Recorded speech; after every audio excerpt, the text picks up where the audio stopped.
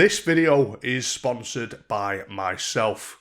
I'm going to briefly tell you about my own live streams and where you can watch them in a couple of minutes. But first, let's talk about streaming in general and what it entails. Live streaming as a concept dates back to the 1990s, although back then it existed for a very niche audience and mostly centred around live events that would traditionally be broadcasted on terrestrial television but were making their debut on the internet, like sporting or music events for instance. Live streams in the form that we recognise them today, where individuals can produce live content from their own homes, that's been around in some form or another for about 20 years. The idea of live streams really started to take off back in 2011 upon the creation of Twitch, a website with roots tracing back to the video streaming platform Justin TV. Justin TV, named after one of the founders, Justin Khan, had a section exclusively dedicated to the streaming of gaming content. In the early 2010s, one of Justin's much larger competitors was seeing unprecedented success with the rise of gaming content. That competitor, of course, being YouTube. The public's appetite for watching other people playing video games was seeming to grow more and more with each passing month. The ever-growing industry of YouTube gamers and the ensuing craving for gameplay videos, that started to echo all across the internet. The gaming portion of Justin Khan's self-named website began to overshadow the rest of the site. And so, by way of an intelligent bit of foreshadowing, Justin decided to completely separate the gaming side of his main platform and create a second website that would focus solely on the live streaming of games rather than having that be a subsection. And thus, Twitch was born, and just a few years later was sold to Amazon for an eye-watering $970 million. Amazon Corp Dev calls us and said, well, they had a little bit of a change of heart, and now the deal's priced at $970 million. Take it or leave it.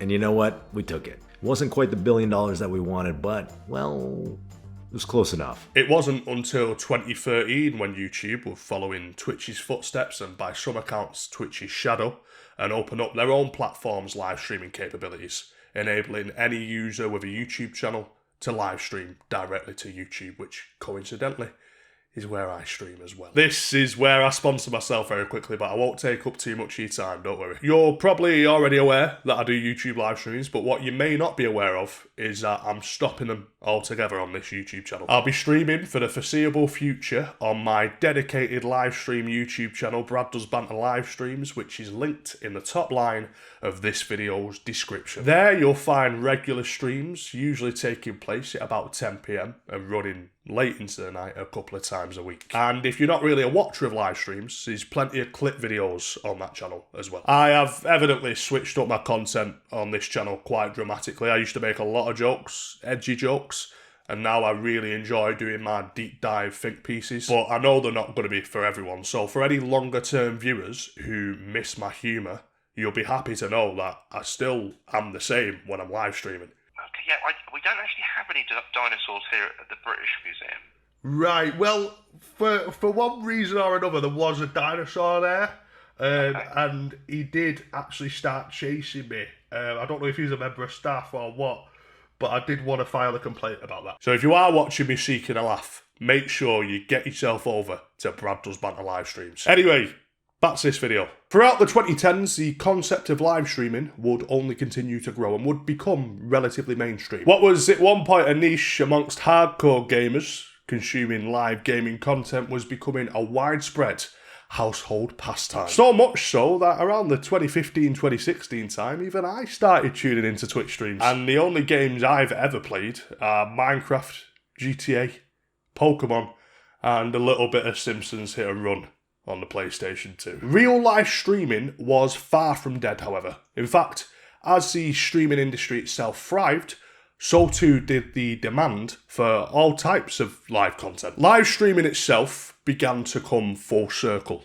After all, the roots of streaming were actually embedded in IRL streams to begin with.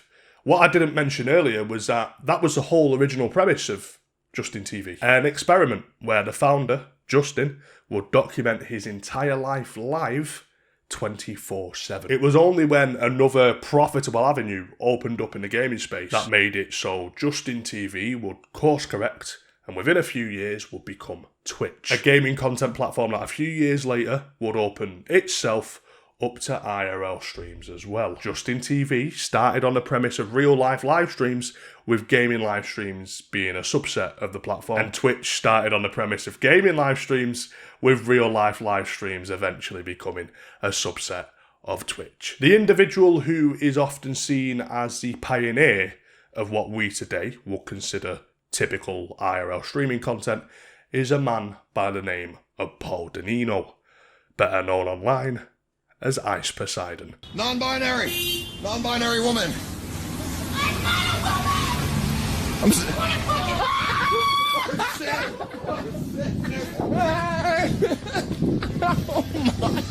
The year is 2017.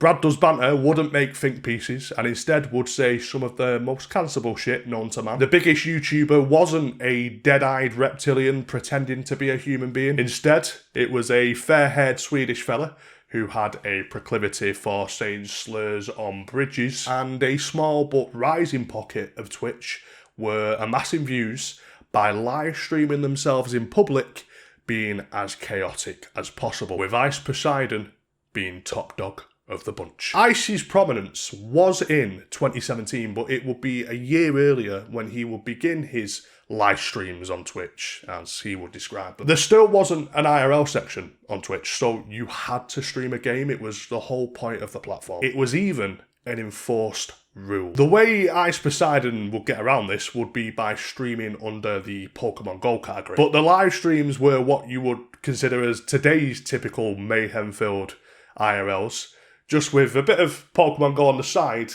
to disguise it, as to not get banned by Twitch. Secured, I got it, busy! Woo! Listen, everybody's looking at me, I don't give a shit. That's the first step to becoming famous, baby. Everybody looking at you, even if they're looking at you for the wrong reasons. Alright, so... Before long, Twitch would cotton on to the unique way that their site was being utilised, and surprisingly, instead of penalising the streamers, something that Twitch has always been notorious for with very, very stringent rules, they chose to capitalise on the newfound traction that people like Ice were getting and created the IRL category, a move that, in retrospect, would birth the IRL streaming industry as we know it today. I, myself, am a big advocate of entertainers delivering on entertainment. For anyone aware of the history of this YouTube channel, you will not be shocked to hear that my own philosophy in regards to captivating an audience is one that pretty much says, do what you have to do. Almost a hedonistic approach to creating content. To get me, of all people, to believe that you have gone too far under the aegis of entertaining an audience, that's a difficult feat. Yet Ice Poseidon, against all odds, would continuously manage to get there. Paul Danino quickly became a very infamous entertainer because at times he would deliberately sacrifice his own safety, getting himself into precarious situations, all for the sake of content. As creators, what we create is a firm indication of the community of people that we are going to attract. Naturally, the more shocking and destructive Ice's live streams became, the more likely it was that he was going to attract some unsavoury characters watching along. Swatting, for instance, which is when someone files a false police report intending on triggering a SWAT team response, was a frequent occurrence on Ice's streams, to the point that in April of 2017, Ice was swatted on an American Airlines flight, ultimately resulting in his permanent suspension from Twitch. Phoenix police searching an American Airlines plane at Sky Harbor. Police say an anonymous threat was called in. That threat wound up being not credible. Twitch had likely came to a conclusion that many were starting to make, that in attempts of going more viral, Paul was subliminally encouraging chaos by being chaotic himself, and therefore, in the eyes of some, and especially in the eyes of Twitch, held some level of responsibility for the live-streamed airline incident. A scenario that could potentially come with some serious ramifications for Twitch if they were to be seen complicit with his behaviour. Today, Ice Poseidon, like many shock value live streamers, can be found on the streaming site Kick, a website owned by the gambling company Stake. In 2022, Twitch moved to ban gambling streams that featured unregulated casino sites. The same sites that were and are the predominant sponsors for live streamers. So we'll be making a policy update on October 18th to prohibit streaming of gambling sites that include slots, roulette, or dice games that aren't licensed either in the U.S. or other jurisdictions that provide sufficient consumer protection.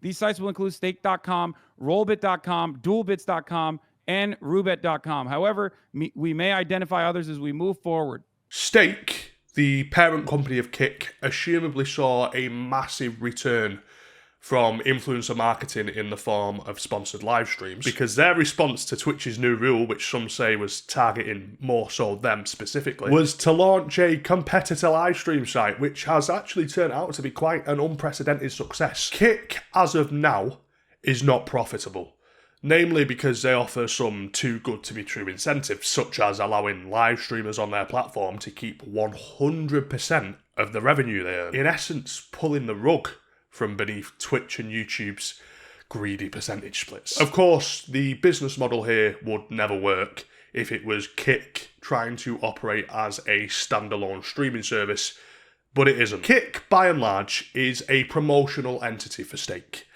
and that is where the profit lies. Even though Kick's main purpose is one of marketing gambling, a site that caters exclusively to gambling content would be very niche and thus would not prove to be competitive in what is already a very competitive landscape. The founders presumably understood that the bigger Kick's viewership share was in the general streaming space, even with non-gambling content, the more potential there would be for that general audience to filter in to the gambling streams. For that reason, it only made sense for Kick to try and capture a portion of that wider market, even if a large majority of that market was not yet their intended audience. Say everything you said on the internet right now.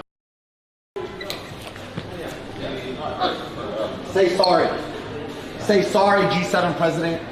A consistent criticism that Twitch has faced, and one that I personally resonate with, is their draconian terms of service. Rules that I and many believe limit entertainers for the purpose of being as advertiser friendly as humanly possible.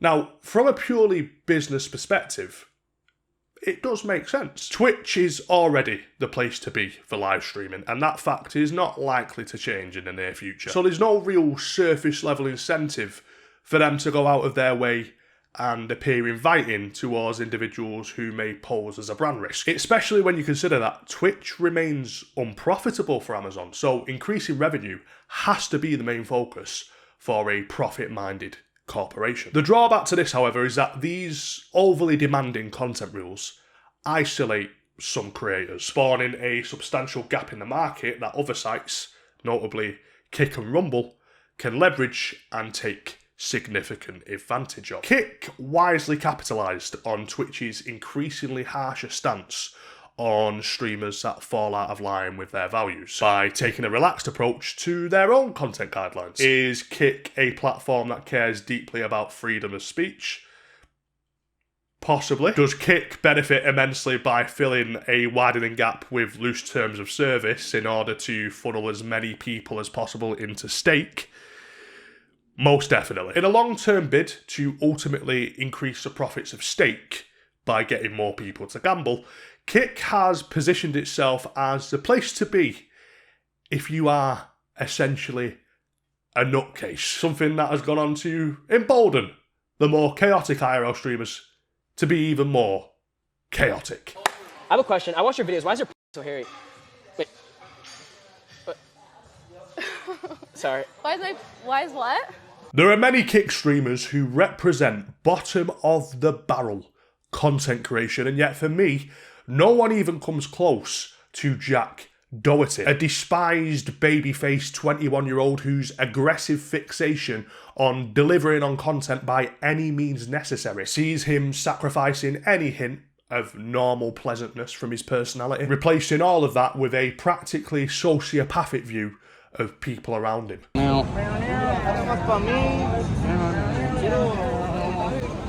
what's up? What's up? What you gonna do? What you gonna do, little bro? What you gonna do? Uh-oh, he's mad. Uh-oh. Seeming to view strangers as merely pawns for his own content, bringing an antisocial approach to IRL streams, and often causing actual disruption to the lives of everyday people for the sake of attention. Jack Doherty is the human embodiment of how absorbed Gen Z can be with social media. As not only does Jack actively surrender any sense of respect that he may have had for others for the sake of maximising online clicks, he also frequently practices utter carelessness in regard to his own well-being as well, so long as he can capture a viral moment in the process. Dangerous when you're watching your phone. I gotta read chat. Guys, even in a fucking hurricane, I'm prioritizing my chat. You know I love you. Something that I mentioned earlier was that one of Kick's most appealing features as a platform is their entirely relaxed approach towards guidelines, with very little limitations in terms of what you can and can't stream. So, as you can probably imagine, you'd have to be a complete and utter moron to find yourself banned off of Kick. Yeah, Doherty fits that description, apparently. In October of 2024, Kick banned Jack Doherty, and they did so because Jack was live streaming himself driving his McLaren in the pouring rain. The entire time his eyes are glued to his phone, and when he does eventually look back up at the road, he proceeds to accelerate for no reason, resulting in the hydroplaning of the car and ending in a crash. Oh! Oh! No! No! No! Now, if Jack was by himself in the car and we were able to just ignore the risk posed to all the other drivers on the road for a moment, then you could perhaps try and make the argument that he was being a bit silly, but his actions are forgivable because the only person that he was putting in imminent danger was himself. In the spirit of being a pathologically numb psychopath, Jack wasn't alone. He was accompanied by his friend, who is seen immediately after the crash with blood dripping down of his face, quite visibly concussed. And Jack, who had just single-handedly caused his friend's entire face to be covered in blood, is more focused on the damage to his car and the live stream continuing. Bro, my whole fucking car, bro. No fucking way. Oh my gosh. There's no fucking... Michael, here. Michael, do you have your film on that phone too? No. He even goes as far as to hand his friend, whose arm had popped out of place, the camera, to make sure that he gets the best shot for the live stream. Jack Doherty's intrinsic ability to always position live streams above his own humanity is fascinating. I truly believe that this man would be deserving of a case study. But unfortunately, Jack is simply a strong example of an entire posse of live streamers who have come to be so engrossed on the constant feeding of content to always maintain that concurrent viewership, always keeping chat entertained, that they actually lose their grip on reality. I do, however, believe that Doherty's behaviour is symptomatic of a very specific upbringing, one that likely involved a significant lack of boundaries. I am not aware of his childhood, but I feel that I can safely assume that Jack has very rarely heard the word no. And quite clearly, that absence of barriers can give way to a dangerously detached, narcissistic individual. I have come to quite an obvious conclusion, and that is that Jack is obviously a very complicated young man, and for whatever reason, I find myself captivated with the idea of digging deeper into characters like Jack who are just widely loathed. With that, I found one of Jack's most recent interviews, and I want to try and take a peek behind the curtain of the only human being that I have found thus far who seems even more emotionally vacant than Bonnie Blue. But yeah, Jack, when did you realize you wanted to be a YouTuber? I feel like every kid when they were younger just always wanted to be a YouTuber, and I feel like everyone tried it, but it just kind of worked out for me. Like I was just very consistent with it, and I started when I was 12 years old. So like when I was about 13, I started making good money off it. So I was like, I'm just gonna double down, go hard, and yeah, here I am. What was good money when you were 13? I mean, I had like months where I was doing $40,000, $50,000 a month. A 13-year-old child, bear in mind, earning a grown man's yearly wage in a month independently is not indicative of a normal childhood whatsoever. On very early impressions, I would guess that with his substantial revenue at such a young age, Jack has probably felt the corrupting influence of power long before one is able to self-regulate and practice and learn humility.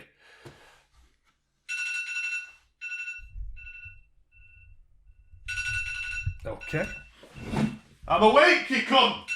It's no excuse for who he is now, as we all, as adults, have the freedom of choice to decide who we're going to be, regardless of our childhood. Still, a massively unconventional childhood acts as valuable context to explain why he's so fucking intolerable. I saw a few years ago on a podcast, you talked about you were younger at the time, you were talking about other people would do your schoolwork, but now you're out of high school. So I feel like you could talk about that. Like, how did you set up that system? Was it like you had employees in high school that were doing it? I really just had like a couple girls in my grade that were like in most of my classes, and they would just do my work for me, and I would just pay them a couple $100 a week to do all my assignments and homework and stuff. In our key development years, which in my opinion encompass our entire childhood and last up until our early 20s, our brains are far more receptive to information, acting as a sponge almost. The environment that we're in, especially in the years where we are chemically hardwired to learn, is bound to condition us as we progress into adulthood. And something that we all should be aware of, because it happens to each and every single one of us, environmental conditioning can be extremely difficult to break out of. If Jack Doherty's entire high school experience consisted of being the rich kid who could pay his classmates to do his homework for him, then it checks out that the type of man who would arise from that is an entitled one. He has basically been primed to believe that he possesses a cheat code to the world around him, and that cheat code is money. And his own personal experience has only served to reinforce that belief. This very lack of understanding of the real world has only contributed to a man whose actions do not fit in with the real world. A man with a warped view of the world around him, and a man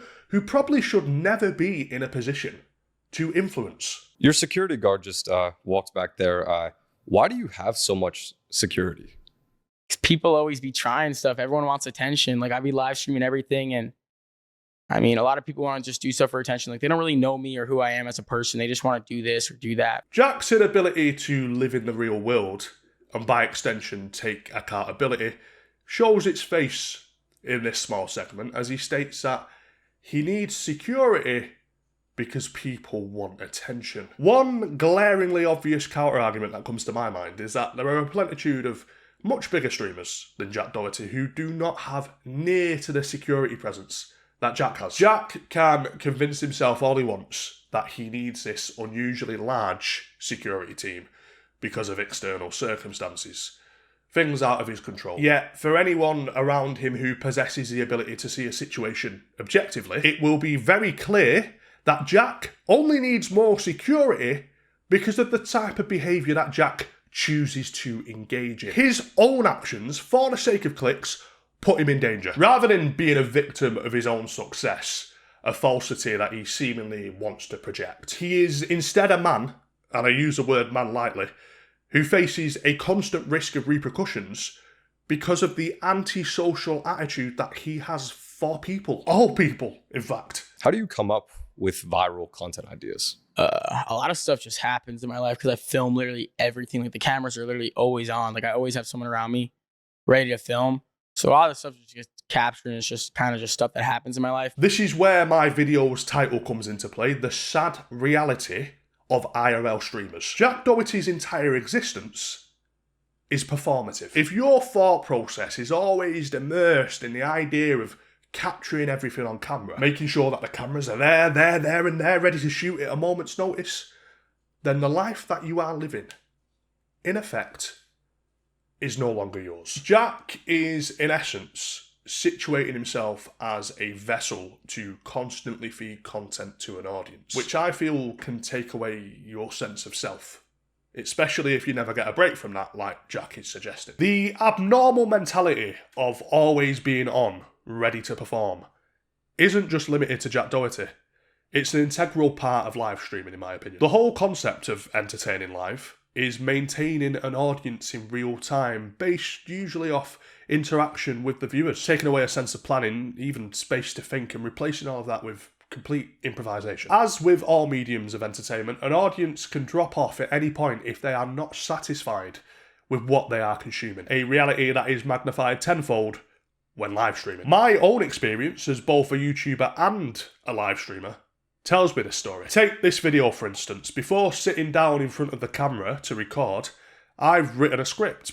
Sometimes over a multiple day period, I've gone over it numerous times to make sure it translates the best when I do come to recording. And then when I do record, you've probably noticed I've had a different hairstyle each time. I record over many different days. My live streams, on the other hand, are the polar opposite. The goal is still to entertain an audience, but the setting is now completely different, and for me, a lot more intense. I'm now relying on my ability to improvise for hours at a time, and there's no editing.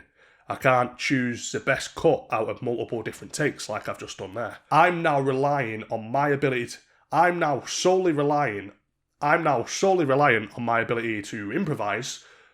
I'm now solely reliant. In my case, that's only a few hours of my life, a couple of times a week, sat in my kitchen. So the impact is, and always has been, less corrupting for me compared to, say, someone who is performing to a live audience for most of their working days. Furthermore, a streamer who makes IRL content, with all of those same preconditions, must utilise their environment to build and maintain engagement, and naturally, you can't always rely on your surroundings to do that for you. That is where the chaos comes into play. In order to stay relevant in the rat race of IRL streaming, streamers often take the route of being the most outrageous as possible when they're in a public setting in order to attract the most eyes. The culmination of that is a relentless cycle of chaos. Because if one streamer is amassing views upon views by being shocking, the only way for fellow IRL streamers to compete with that person is to be just as, or even more shocking. The money and infamy may be worth it to some. Yet, in the long run, the current sphere of IRL streaming and what it takes to cement yourself as a big player in the space is not the type of lifestyle that I'd want for myself, per se, and I actually imagine that in a few years' time, we're going to see a lot of the current IRL streaming community in regular therapy. Of course, there are exceptions. There will be IRL streamers who are able to generate and maintain a large audience, minus the chaos. And in an era where they're competing against socially incompetent psychopaths who will do anything for content, it seems, credit must be given to those who still rely on a natural talent to entertain without all the bullshit, and ultimately still being successful in the process. Thank you very much for watching. Consider subscribing if you have yet to do so. If you do, or at one point did watch my live streams, or maybe you're interested in checking them out for the first time, in any of those cases, make sure that you subscribe to the Brad Does Banter live stream channel, which is linked in the top line of this video's description, and it is right here on the screen as well. We'll just leave that there for a second, just let you click it, yeah? Okay. Alright. Bye-bye.